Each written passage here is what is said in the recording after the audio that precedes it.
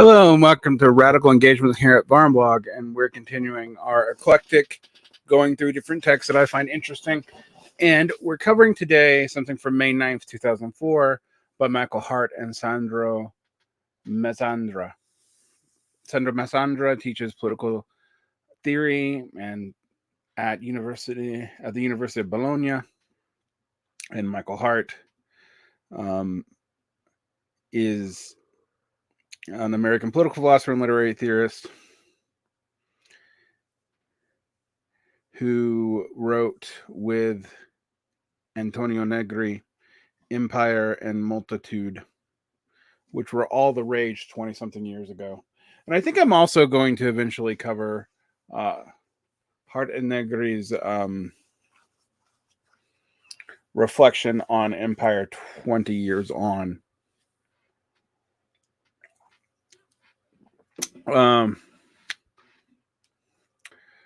Just so we get into the weird intersection of autonomist Italian Marxism, post-structuralism, and populism, as understood by Muffin McClough and all that mess from 20 years ago.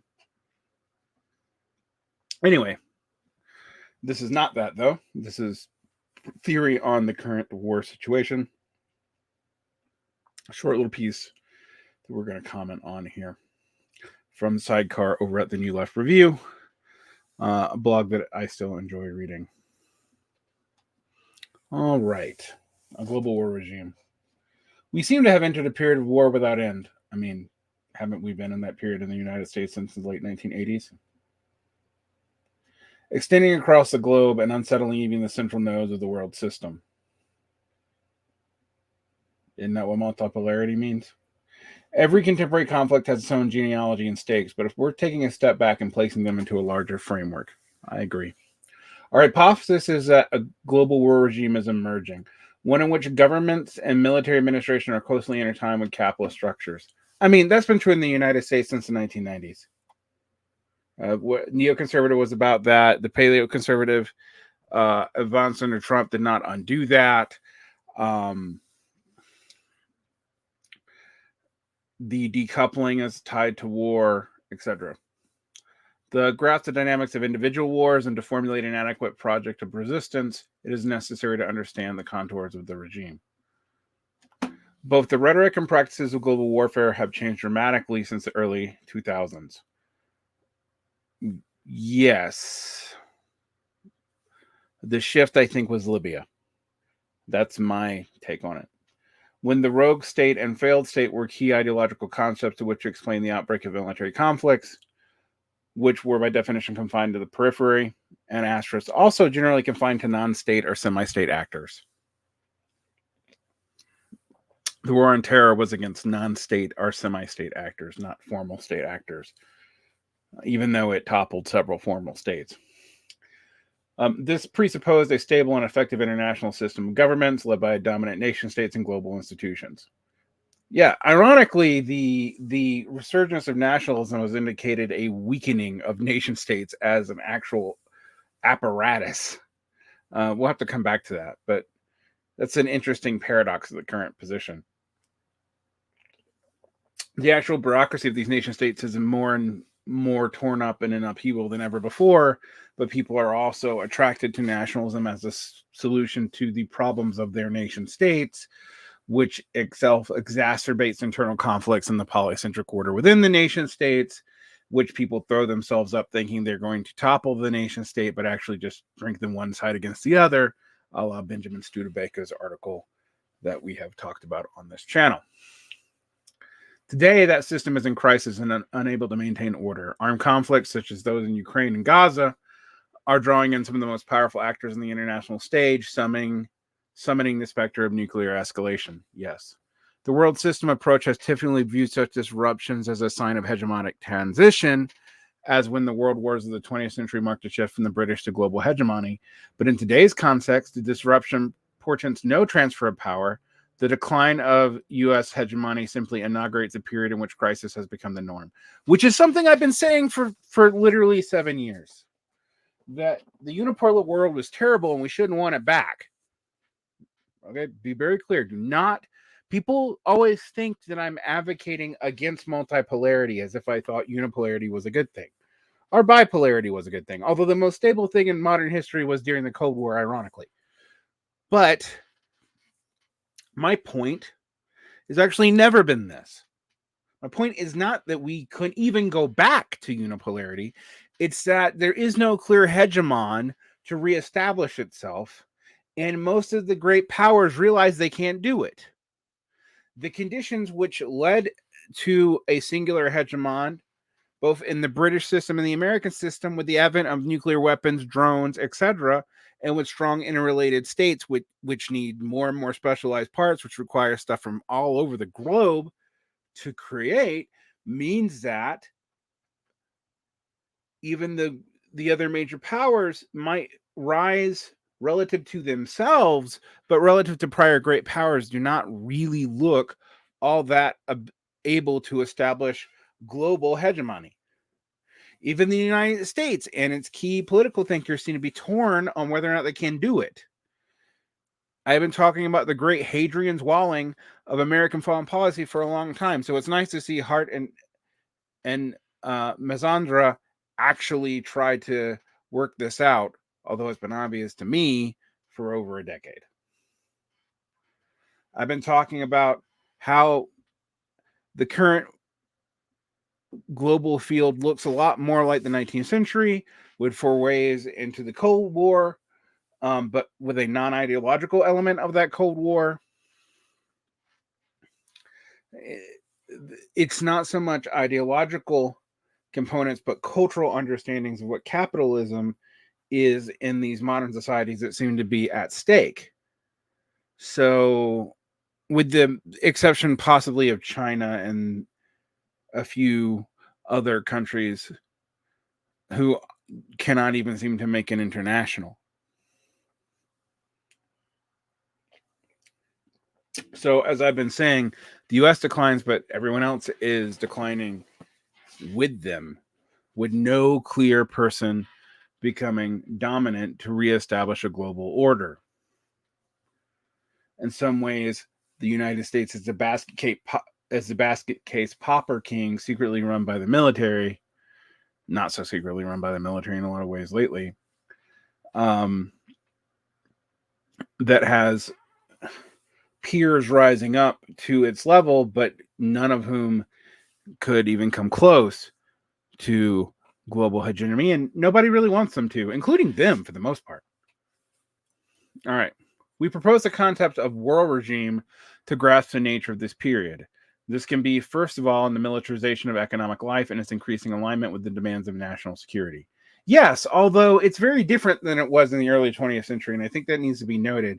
The only exception seems to be Russia, and the way that Russia has oriented towards just traditional shells and artillery making. And I might talk about some articles about why the U.S. has not been able to do that. We'll come back to that in a little while. Not only is more public expenditure earmarked for armaments, economic development as a whole, as Raul Sanchez Cedillo writes, is increasingly shaped by military and security logics. Yes, and this actually would have been implied by Robert Blinner and Dylan Riley's Political Capitalism if people thought about it for a minute, because if the government is siding with industry to make certain industries function above others when there's very low profitability, although that profitability seems not to be particularly low at the moment, it would seem that you have a Keynesianism that doesn't work, and it would favor military hardware developers anyway, because that's what governments like to invest in. The government, after all, is the administration of force. All right. The extraordinary advances in artificial intelligence are in large part propelled by military interest and technologies for war applications. I know. There's a dark underside to AI, even darker than you think. Logistical circuits and infrastructures are similarly adapting to armed conflict and operation. The boundaries between the economic and military are becoming more and more blurred. Although, remember, they were blurred during the Fordist period, too. Ironically, the neoliberal period is where they were the least blurred since the beginning of the 20th century. I mean, even Lenin and Bukharin noticed this in like the 1900s. So there you go. In some economic sectors, they are indistinguishable. The war regime is also evident in the militarization of the social field. Sometimes this takes explicit form of suppressing dissent and rallying around the flag. Yeah, although rallying around the flag seems much harder to do for anybody these days. I mean, even in its vulgar forms in Trumpism, it is almost ironic and gauche on purpose as opposed to what it was after 9/11. But it also manifests in a more general attempt to reinforce obedience to authority at multiple social levels. Yeah, liberals really love this shit lately. Feminist critiques of militarization have long highlighted not only the toxic forms of masculinity that it mobilizes, but also the distorting influence of military logics on social relations and conflicts. Various right-wing figureheads, Bolsonaro, Putin, Duterte, make clear connection between their militarist ethos and their support for social hierarchies. Absolutely, they do. The military is a double-edged and very dialectically weird institution where soldiers actually feel pretty equal to each other, but they're also maintained on large, greater hierarchies. So soldiers coming back from war, even in conservative milieus, can feel like they have an equality amongst themselves, but also feel like natural hierarchical relations need to be established because, well, standing armies require surplus to go to particular people who don't have to work. They have to kill. Various right wing. Oh, I've already read that. Even when it is not outwardly articulated, we can observe the spread of reactionary political repertoire that combines militarism with social repression, reinforcing racial and gender hierarchies. I feel like they always have to throw that in. I mean, this is both true, but also not true. There is a way in which racial hierarchies and gender hierarchies are played off of each other, not being reinforced in that clear of a way. Attacking and excluding migrants, yes. Banning and restricting abortion activists, undermining gay, lesbian, trans rights, all while invoking the threat of looming civil war. I mean, that's the right. But the left, I mean, we have to be honest that the liberal left invoked the civil war first in this instance. Like, they were the people I've heard talk about it. Jeff Shartlett's made the latter half of Career based off of it. I mean, I don't know how that's being missed here. The emergent war regime is also visible in the seemingly paradox regarding the continual failures of recent hegemonic war campaigns. Yeah, absolutely. For the last half century now, the U.S. military, despite being the most lavishly funded and technologically advanced fighting force on the planet, has done nothing but lose wars. Well, I will say it's also not had clear engagements for what those wars were even for. All right? Like, this was not seizing territory. It wasn't... I mean, they de-established the governments they wished to disestablish in the case of Afghanistan and Iraq, but couldn't do anything else. From Vietnam to Afghanistan to Iraq. The symbol of such failure is the military helicopter carrying off the last remaining American personnel, leaving a devastated landscape in its wake. Why does such a powerful war machine keep failing? One obvious answer is the United States no longer the imperialist hegemon that some believe it to be. I mean, yeah, true. But also, when was it? Yet this dynamic of failure also discloses the overarching global power structure that such conflicts help to sustain. Here it's worth recalling Foucault's work on the perpetual failures of the prison to accomplish a stated goal. This is actually a smart point. Since its inception, he remarks, the penitentiary system, ostensibly dedicated to correcting and transforming criminal behaviors, has repeatedly done the opposite, increasing recidivism, turning offenders into delinquents, and so on. This is one of the reasons why I was a political abolitionist before it was cool, before I was even a leftist. I literally thought corporal punishment was more humane and more effective, and I don't think corporal punishment is that humane or effective. All right. Perhaps, he suggests, one should reverse the problem and ask oneself what is served by the failure of prison. Perhaps one should look for what the hidden beneath the apparent cynicism of the penal institution. In this case, too, we should reserve the problem and ask, what is served by the failures of the war machine? Yes, this is the correct question that few people ask. What is hidden beneath its apparent aims? What we discover when we do so is not a cabal of military and political leaders plotting behind closed doors. It is rather what Foucault would call a governance project. The incessant parade of armed confrontations, large and small, so to prop up a militarized government structure that takes different forms in different places, and is guided by multi-level structure of forces, including dominant nation states, supranational institutions, and competing sectors of capital, which sometimes align and sometimes conflict. The polycentric social order that I was talking about also exists between states and in very fragile alliances that can look very strong one minute and very weak the next. Or vice versa. See Europe and the United States until like 4 years ago. The intimate relation between war and circuits of capital is nothing new. Thank you. Modern logistics has military genealogy with its roots in colonial endeavors and the Atlantic slave trade. Yet, global conjecture is characterized by increasing implication of geopolitics and geoeconomics, and it's constantly making and remaking the spaces of valorization and accumulation, which intersect with the contested distribution of political power across the planet. That needs to be unpacked, but this is a blog post, so let's just take them at their word for it. The logistical problems of the COVID-19 pandemic set the scene for a number of subsequent military disturbances. Images of containers stuck in ports signaled the world trade had become sclerotic. Corporations made frantic attempts to cope with the crisis, reconsolidating old routes or opening new ones. There followed an invasion of Ukraine and the consequent logistical disruptions. The oil and gas trade from Russia to Germany was one of the major casualties of the war, especially after the spectacular sabotage of the Nord Stream pipelines in the Baltic Sea, renewing talk of nearshoring or friendshoring as a strategy to wean Western economies off Moscow's energy supplies, which, asterisk, we need to say was always cynical in the first place because they were using it to not actually be, to meet their Paris Accord goals without actually meeting their Paris Accord goals, but that's a whole nother thing. God damn it. The Germans. All right. The war also stemmed from a flow of wheat, maize, and oilseed. Also, yes.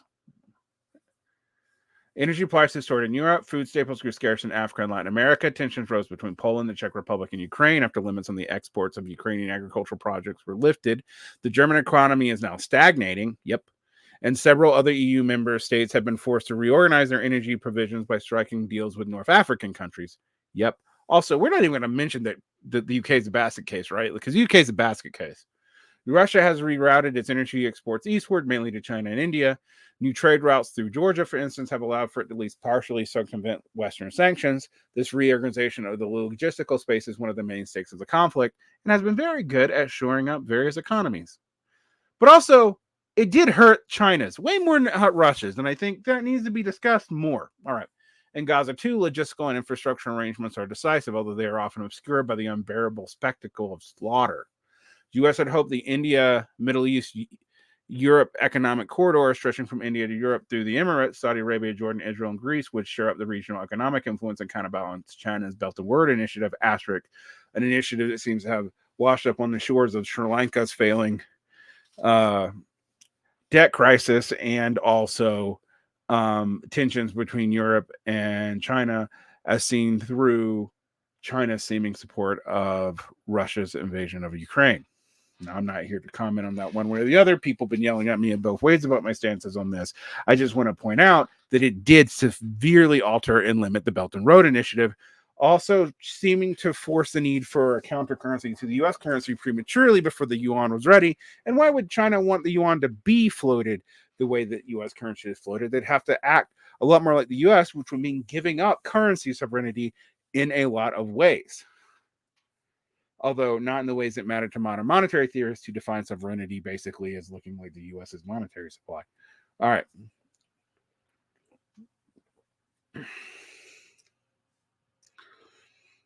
The fighting in Ukraine and Gaza thus exemplified the worldwide remaking of the spaces of capital.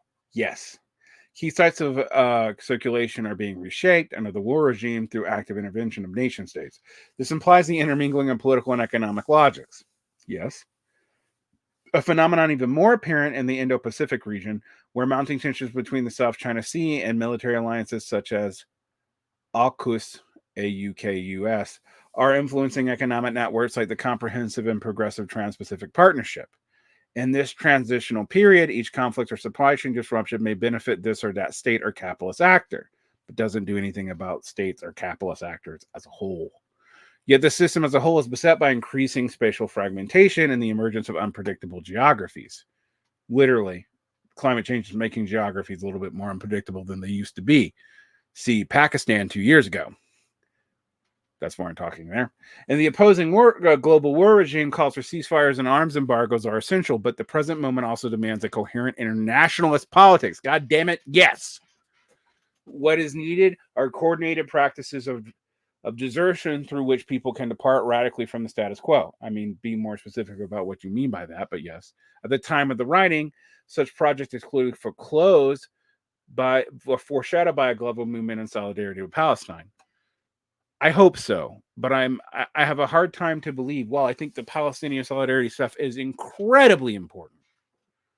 I also think it's hard for me to see how a global left can really build off of that alone unless you really study these logistics and military intersections of capital in a way deeper than we traditionally have.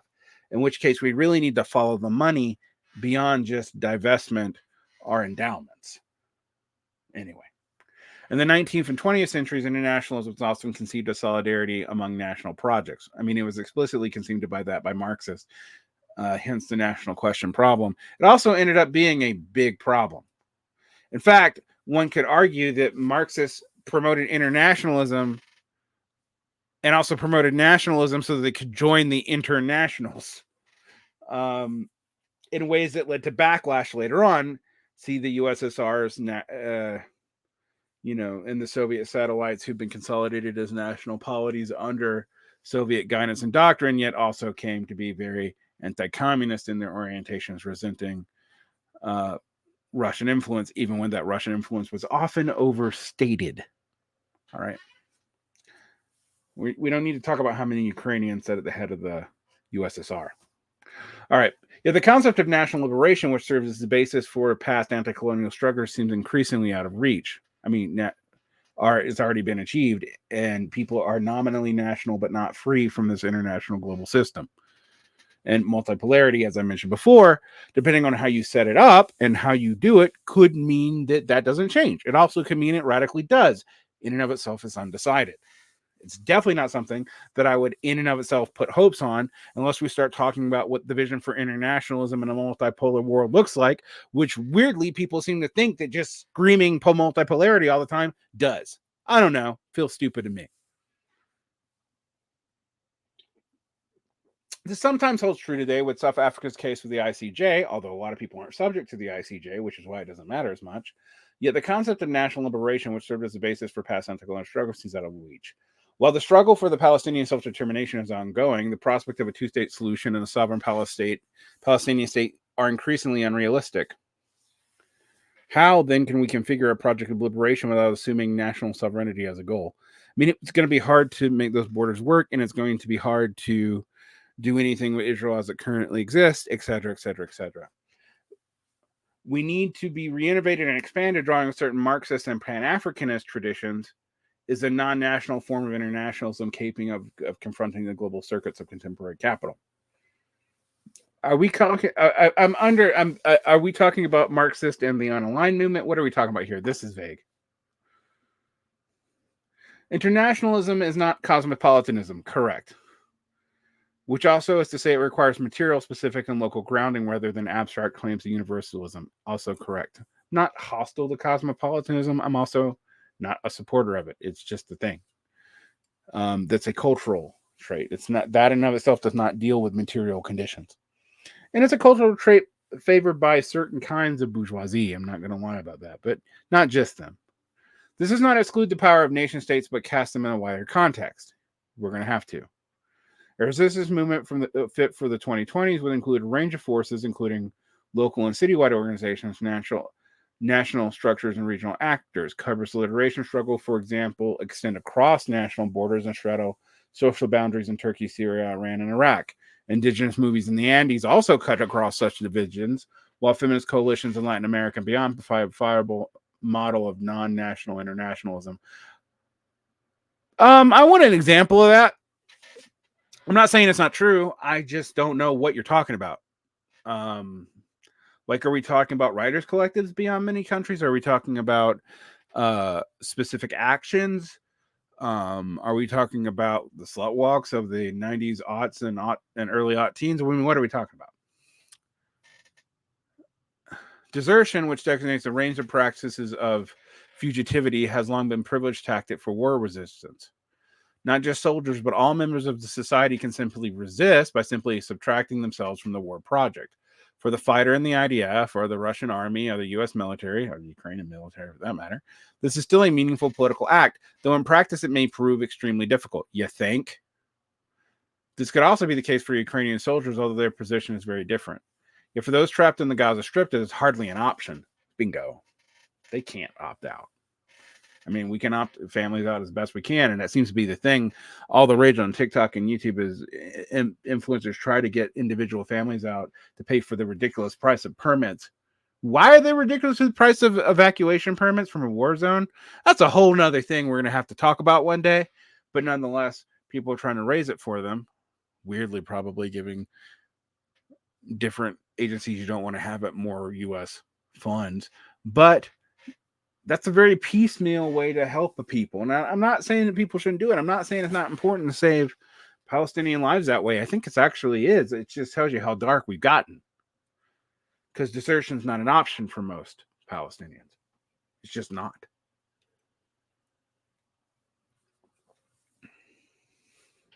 Desertion from the current war regime must therefore be conceived differently from traditional modes. This regime, as we've already noted, exceeds national boundaries and governance structures. Yes, important to note. In the EU, one can oppose one's national government and its jingoist positions, yet one must also contend with the supranational structures of the trading bloc itself, while reorganizing even Europe as a whole is not a sovereign actor in these wars. In the U.S., military decision structures and fighting forces also spill beyond national boundaries, include wide networks of national and non-national actors, both private and public, Varn adds. How can one desert such a variegated structure? Local and individual gestures have little effect. Cough, cough. But conditions for effective praxis must include collective refusal to be organized in international circuits. This is why we should still support those kids out today protesting as best they can, if they still are, even if many have capitulated or accepted worse than ideal deals from their universities, etc., etc. Mass protests against the U.S. invasion of Iraq, which took place in the cities in the world on February 15, 2003, correctly identified the supranational formation of the war machine and announced the possibility of a new internationalist anti-war actor. Yeah, it kind of did, but it kind of didn't do anything either. And in fact, as soon as the Democrats came back into power, we fucking forgot about that shit. All right. They failed to stop the assault. They failed to be consistent. Hardt and Mezzandra, come on. They created a precedent for future practices of mass withdrawal. Sort of. I mean, from what exactly?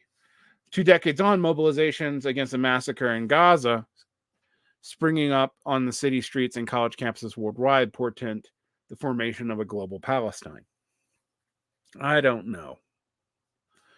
I wish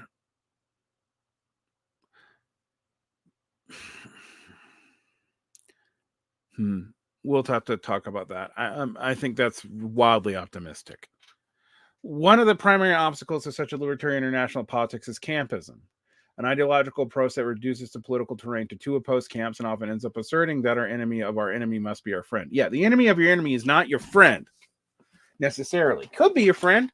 Could just be your enemy waiting in the wings. You don't know. Some advocates of the Palestinian cause will celebrate or at least shrink from criticizing any actor that opposes the Israeli occupation, including Iran and its allies in the region.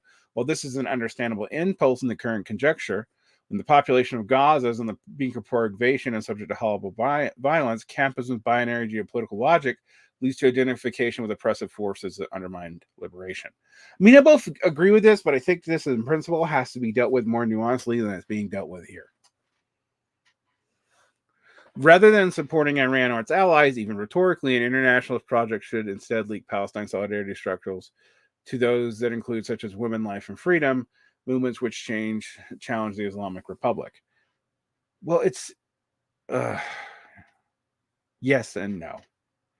Yes, I'm not one of these people who supports backing up certain states over others, just even when they're frankly ideologically right wing, but just against a different right wing that I happen to be against.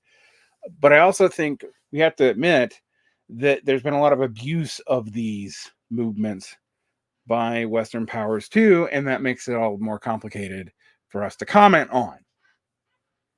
Not that we shouldn't, but we have to admit the complications. All right. In short, the struggle against the war regime not only must seek to interrupt current constellation of wars, but also affect broader social transformation. I mean, yes, that would what a left would have to do to be meaningful internationally is to be more than just stopping fucking wars. Anti-militarism is something the leftists have traditionally supported, and rightly so, but it's not enough. It never has been. Internationalism then must emerge from below as local and regional liberation projects find means to struggle alongside one another. But it involves an inverse process. It must aim to create the language of liberation that can be recognized, reflected, and elaborated in various contexts. A continuous translation machine. I mean, that's easy for a literary scholar to assert. Hardt, as it were, which can bring about the heterogeneous contexts and subjectivities. Sure. I mean, look, I'm always talking about multiple voices and how nothing speaks in a univocal way, which I think is absolutely true. I don't speak in a univocal way, much less the movements, etc. But nonetheless, I think we have to deal with the fact that a lot of this stuff is awfully subjective. I mean, as multiple subjectivities, that's a way of saying like different people have different worldviews. Well, no shit. A new international should not assume or aspire to global homogeneity. Agreed. Absolutely agreed. And that's been the problem with both internationalism and the capitalist world order, which is effectively right now the internationalist order, as been argued indirectly by this object about the war regime. But instead combine radically different local and regional experience and structures, giving the fracturing of the global system, the disruption of strategic spaces of capital accumulation, and the interweaving of geopolitics and geoeconomics, all of which laid the groundwork for the emergence of the war regime as a privileged form of government. This project of desertion requires nothing less than the internationalist strategy to remake the world. I mean, duh, of course. Any leftist worth of salt would realize that. Thank you for saying it, but let's talk about what that is. This doesn't get us there. There's a lot of liberal platitudes that I even might support, but are still stated as platitudes in here. They need to be clarified. So fucking clarify them. And it's not Hardt and Mezzandra who should clarify them. It's the movement itself.